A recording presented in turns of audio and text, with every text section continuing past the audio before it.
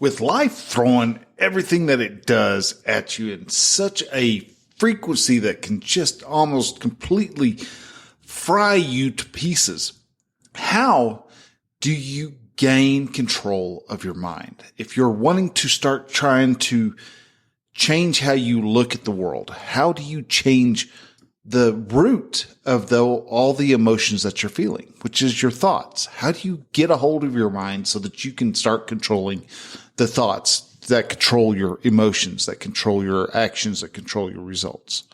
We're going to be talking about that this week in episode 187 of The Relaxed Male.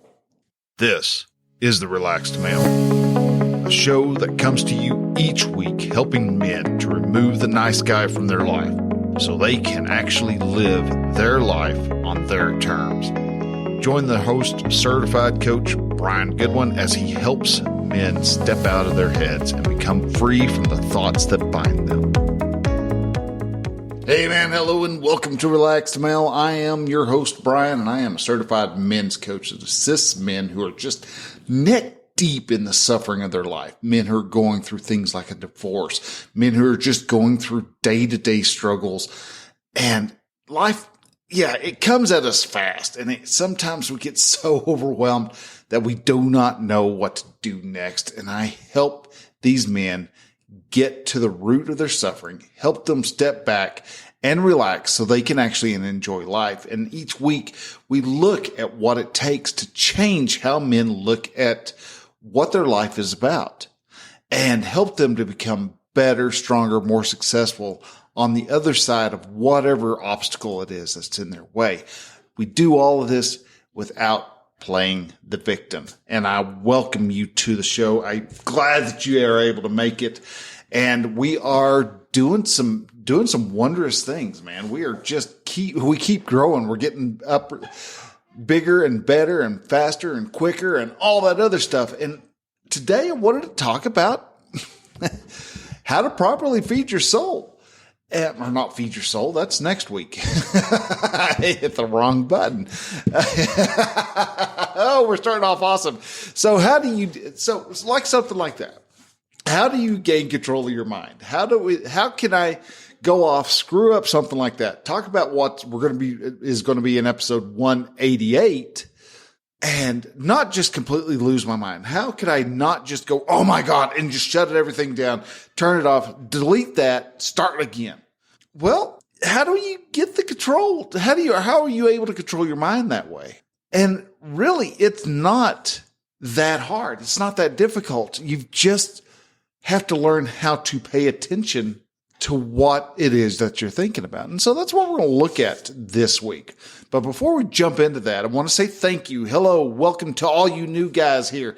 Man, we are growing. We are getting bigger, and it's just amazing to see the stats show that we're still going up and to the right. I figured somewhere along the way I'd hit a plateau or I'd lose everybody. And we lost a little some folks during the summertime, and we're just almost halfway through the summer now.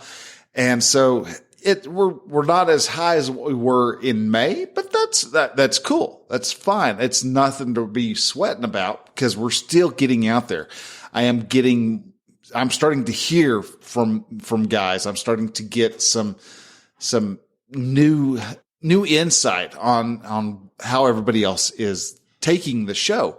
And so I've even got a couple guys, and one guy who his name is Wisdom Bassey. Man, this dude is just everywhere on my site. He is just bouncing around everywhere. And I just see him talking on and doing stuff, and he's out there, he's hustling it. And I love the fact that this guy is just on fire for what he wants to do. And he's a great guy. Had a chance to talk to him pretty much all this week. He has done a number on just going through and picking my website apart. And he has found a lot of stuff that is just either broken or has got some bolts that are loose and it's not functioning the way that it's supposed to. And so he's really keeping me on my toes. And I am forever grateful for the fact that he is doing that.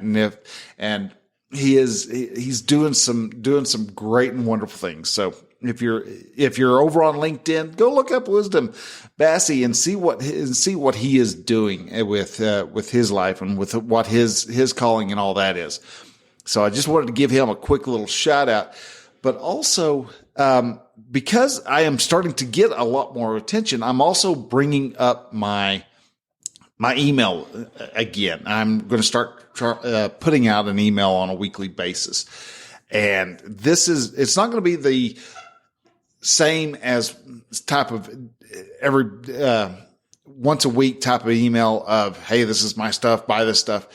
There will be those emails in there. But there's also just going to be a message that kind of overarches the whole theme that we're going to have for each week. And it's going to be there to just, again, help you to set your mind for the week, and just something to really kind of give you something to ponder on, something for you to think about, and for us to have a discussion. So as the weeks go through the thoughts really kind of start coalescing, you're going to start really seeing some great conversations coming out of here. And I hope that you join us for those particular topics. Let's start with a scenario, because, scenarios are fun. And so how do we gain control of our mind? Say our wife has been on a emotional roller coaster ride. There's times that she is loving, she's caring, and then almost like she's almost manic depressive. She is bipolar. One moment she's just high as a kite. Not high, not drug style high, but she is emotionally, high. She's high energy, high on life, just having a good time. She's laughing. She's doing stuff. And then the next moment she is either angry and she's wanting to blame you for all her troubles, or she's in a bog of worry or she's got all these different range of emotions. I mean, she's maybe happy, sad, elated, and then she's depressed, and then she's nervous and worrisome and filled with anxiety. And then she's got, she's back over to being happy, followed by being sad, followed by being, whatever, and us poor guys, we're standing back there going, dude, I don't know what I'm supposed to do. And this gets real bad if you end up having a wife who is either had a hysterectomy or is at the, around 45, 50, 55 years old when she starts hitting what they affectionately like to call the change, which is menopause. And it's not just in these things. There's also, women who go through and have hormonal imbalances and things like that. And there's other women who are just stuck in their mind. And when you see them running around and their emotions are just all over the place, that causes our emotions to kind of be all over the place, but not because of a direct effect on them. It causes us to have the emotions that we feel because we have thoughts about what it is that is going on in her life. We care about our wife. We care about our kids. We care about those around us.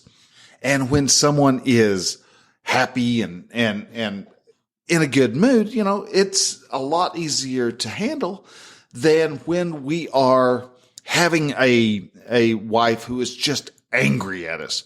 And we're sitting there going, there's that common joke, behind every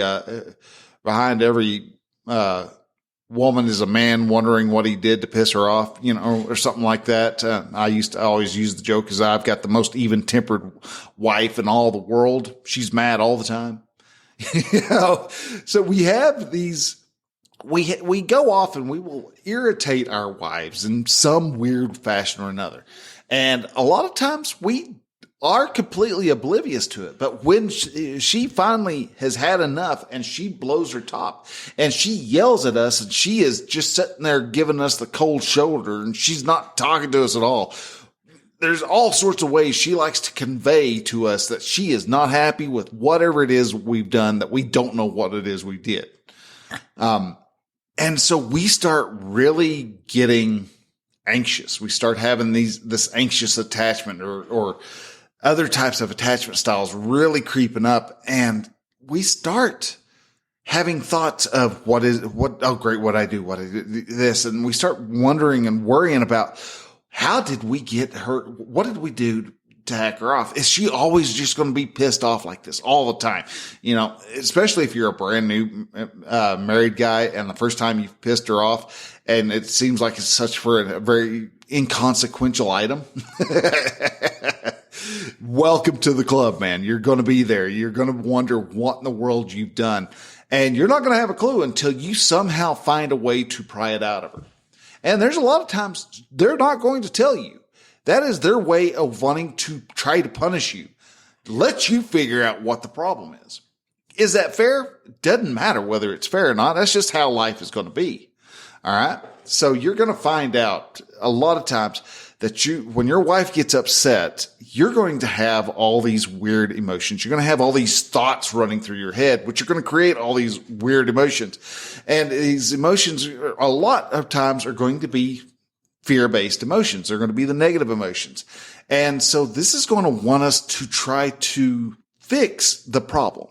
And really, that's not going to fix anything. If we go in there trying to, get the wife to tell us what in the world we've done, well, eventually she's going to tell us, and it's just going to make the problem just that much worse because we've pried it out of her. We bugged her to the point to where she told us. She may be, pissed off at you. She's withholding sex. They love to use sex as a weapon, and you're trying to figure out, well, what it is that I did, 2 weeks ago that's hacked her off because, we were doing it, every week. And now it's been 2 weeks and nothing. And she is not just slapped on the chastity belt, but she's thrown on 3 layers of pajama pants and 2 sweatshirts to let me know that there is no access to any of the pleasure places on her body.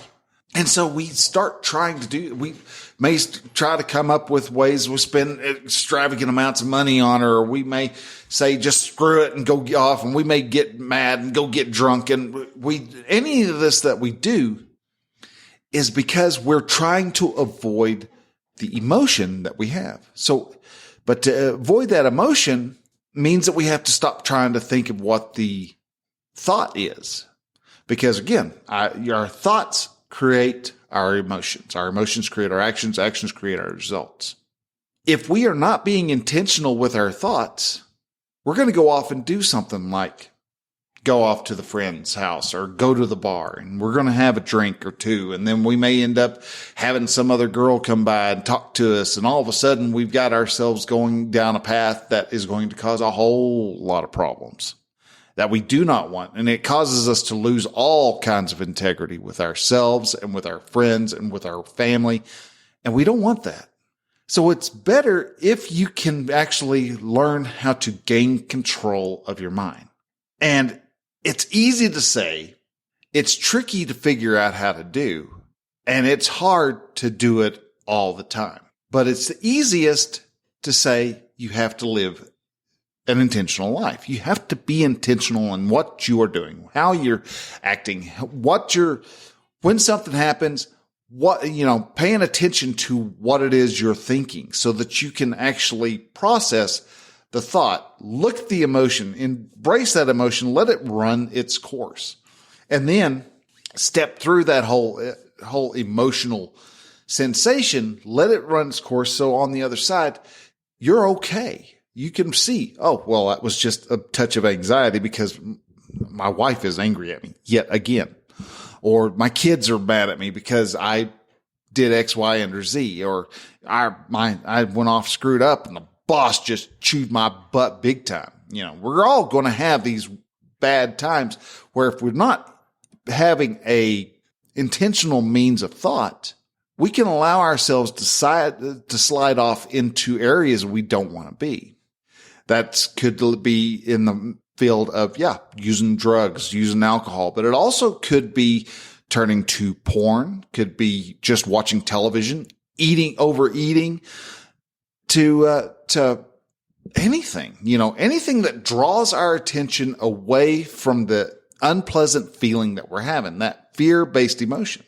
And so when we so how do we handle our mind? We do this by just gaining control of our mind, looking and paying attention to what it is we're thinking. Now, this is a skill. It is possible.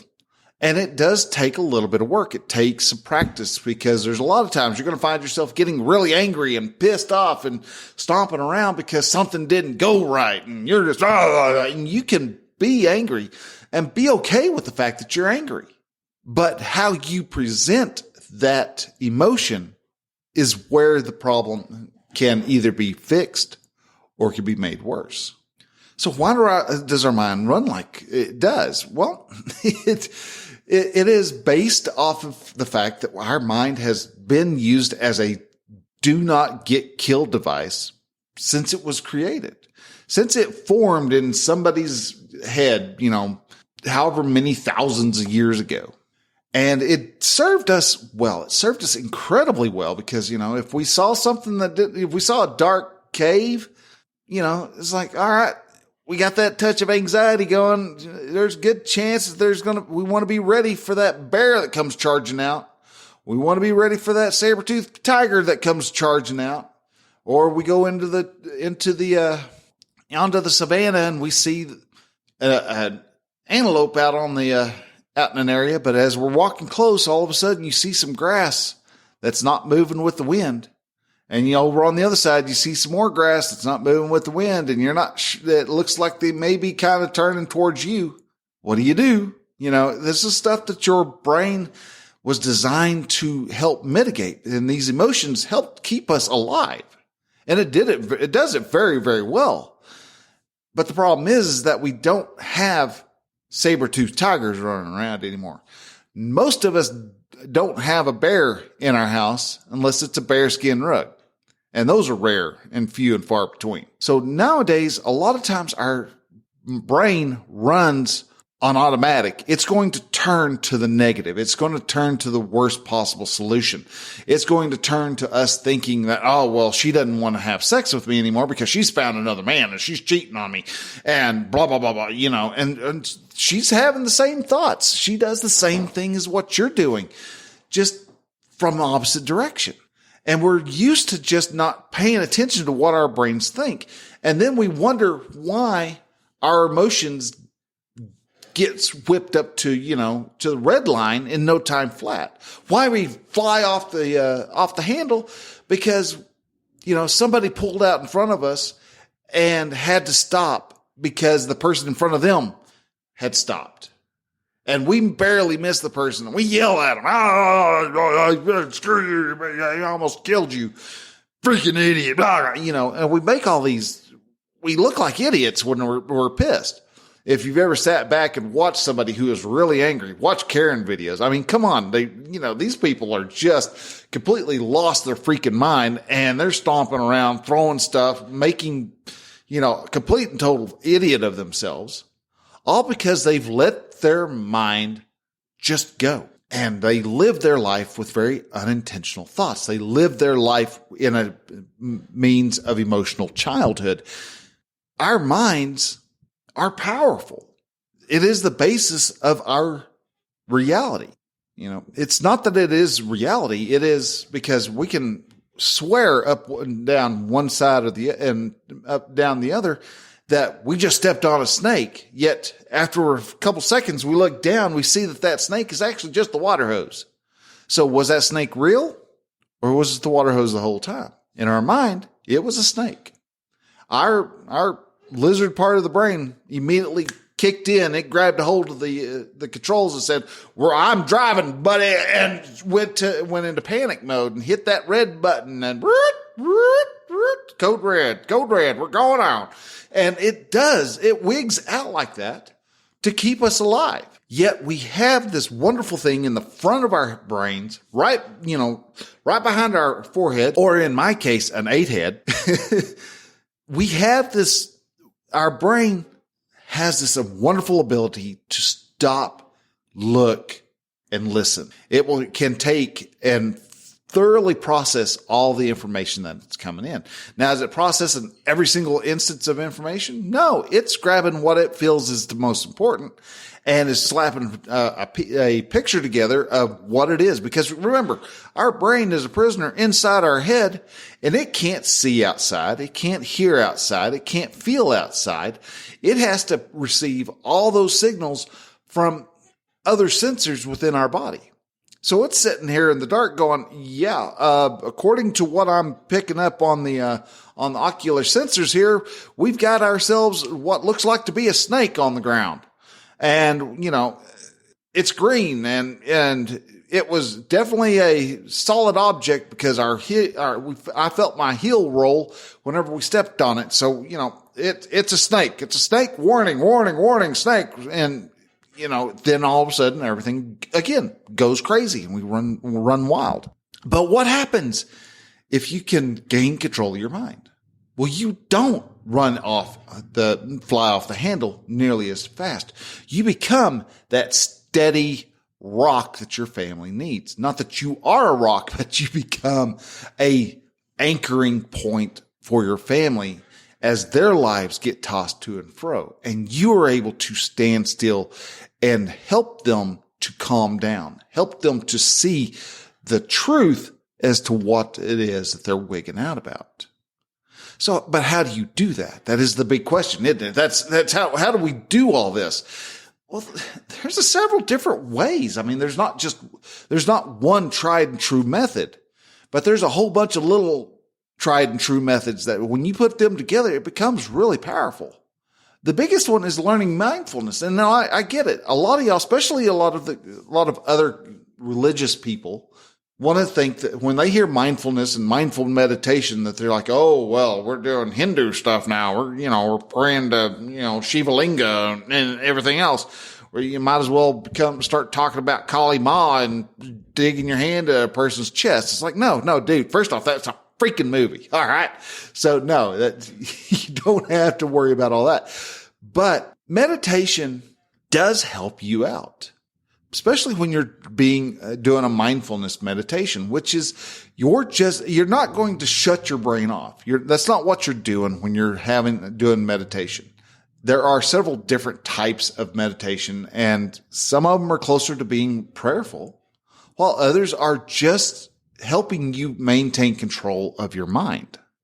And when it comes to mindfulness meditation, what you're doing is you're letting your brain focus in on just one thing. Most of the time is the breathing in and breathing out, the feeling of the air coming into your nose and the feeling of the air as it exits your mouth. You're sitting comfortably. Your eyes are closed. So you're able to focus in on the air going in, the air going out. And you take long, slow breaths so that as you're doing this, your brain wants to be always thinking of something. So as you're breathing in and breathing out, breathing in, breathing out, breathing in. Oh, that hair, your nose hair is tickling. Breathing out. Oh, that reminds me of that time you got blasted in the face with the air hose from your little brother. Breathing out. Breathing in, and how your parents got angry. Oh, angry. Your dad was angry, sounded angry the last time you talked to him. Breathing out. Well, I wonder what he was mad about. Breathing in, breathing out. Speaking of also angry, why is your wife mad again? Breathing in. Wait a minute. You're not focusing in on the breathing in, the breathing out. You're now thinking about why your wife is angry. So what you do is when you realize breathing in, breathing out, breathing in. Oh, the nose hair is tickling again. Drop the thought and you go back to it's breathing in, air flowing out. And you keep your thoughts there. And it takes a bit of practice because you're always your brain's always going to want to think. Every time I do it, I can get about 3, 4, maybe even 5 minutes at the longest, and that's a really long, long time for me.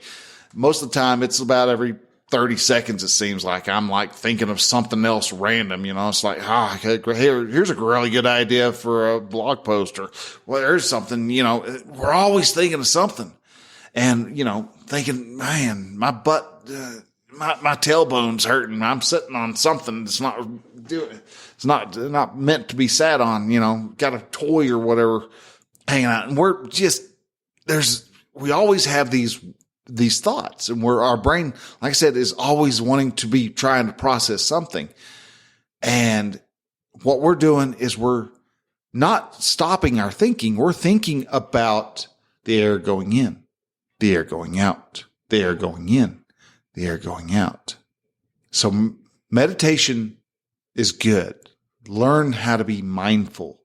Pay attention to, and what mindfulness does for your gaining control of your mind is you start being able to notice when your brain goes off on wild tangents. So all of a sudden you find yourself kind of angry. It's like, well, what the hell am I angry about? You can go, oh yeah, I was thinking of that time that my wife threw the egg at me because she was mad, and I was having a mental argument with her about that. And, and all of a sudden you're caught up in the anger, and you're ready to Hulk out. And it's not, your wife isn't even around. You're just angry because you are having thoughts about something that happened in the past, and your thoughts created that emotion. So being able to sit down and pay attention to what you're thinking allows for you to come to the next step where you're able to see where your emotions are being created. And when you're doing that, you can actually start applying journaling. Journaling is a great tool and we can use journaling in several different fashions because, one, we're taking all our thoughts that we have in our head about a circumstance. And I call this a thought download. And when you're doing thought downloads, you just grab a piece of paper, write down what the circumstance is. And the circumstance, if you don't know, is just the facts. My wife yelled at me. No, that is you have a modifier, yelling. Because did she really yell, or did she talk with just a lot of passion, or is she just talking slightly elevated? If somebody can come in and say, well, no, it wasn't really yelling. It was just, talking very forcefully. Okay. Then that is a modifier. That is just a thought. So it may be that your wife said she is really pissed off at you. Okay. There you go. Write that down across the top and start writing all the thoughts that you have about that circumstance. Well, she's wrong. She doesn't know what she's talking about. Blah, blah, blah, blah. Well, she gets mad at me a whole lot more. And you write and fill that page up. If you need the other side of the page, keep writing until you have all those thoughts about that circumstance wrote down. If you need more pages, then go ahead, grab another sheet of paper and keep writing until you get all the thought out. And what that does is, first off, it frees your brain up. All right. You're getting everything out of your head, putting it down on paper, because our brains suck at storing information, storing thoughts. And so the best way that it's able to keep the thought alive is to rethink it. And every time you rethink it, you keep getting angry about it. So, the word ruminating, you're ruminating on that, what happened last week. The guy came out of nowhere and hit your wife's car, and your wife is okay, but her back is a little sore. And every time you think of that damn dude, you just want to just strangle him. If I had been in the passenger seat, I would have throttled the crap out of that guy. Oh no, you probably been in traction because the side of the car got pretty well rumpled. So, you can think about it all you want, and it gets you angry every time you think about it. But because you're able to write it out, you can allow yourself to see what it is you're actually thinking. So when you have everything done, then you can look through and go, hey, that's a thought that serves me. That's a thought that doesn't serve. You can start choosing, hey, I like this thought. I don't want this thought. I'm going to get rid of this thought and not ever have that thought anymore. And it takes work, but you can do that. Journaling is great for that, because you're then also able to take all those thought downloads and put them into sentence form and share them as actual thoughts. Now, a great way to help, if you find that your mind has just, gone off and you're angry at something, somebody, the salesman sold you a set of knives and you got nothing but a bunch of spoons. Well, I'm going to go tell him, give him a what for, blah, blah, blah, blah. Well, first off, okay. Yeah, you can go and do that, or you could stop and breathe. Breathing allows your mind, your thinking part of your mind, to regain control. And that's one of the reasons why when you get angry, you don't breathe right. You start you're taking really short, shallow breaths when you're angry. When you're feeling a fear-based emotion, you're breathing a lot shallower. While if you're in a love-based emotion, you're breathing a lot deeper and your brain is a lot more settled. So you want to make sure that you have slow, deep breaths. Leans back into meditation. It allows your brain to shift back into thinking mode instead of reaction mode. Another thing you can do that will help you if you're having problems controlling your thoughts, controlling what you're thinking, is talk to your band of brothers. Again, utilize that pillar. That pillar is there because they are there to help you.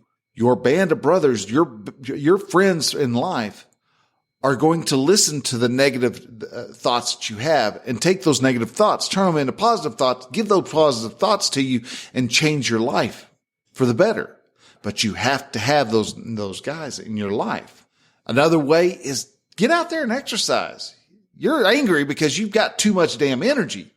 9 times out of 10, I swear, if you go out, you exercise, you're going to find you're nowhere near as ragey. That's a word.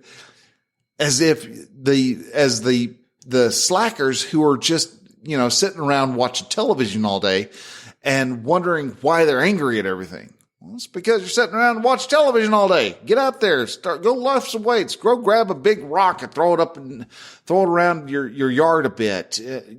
Grab a couple tires and carry them on your back from one end of the yard to the other, or to the end of the block and back. Find ways of exercising, burning that extra energy off. Do controlled violence.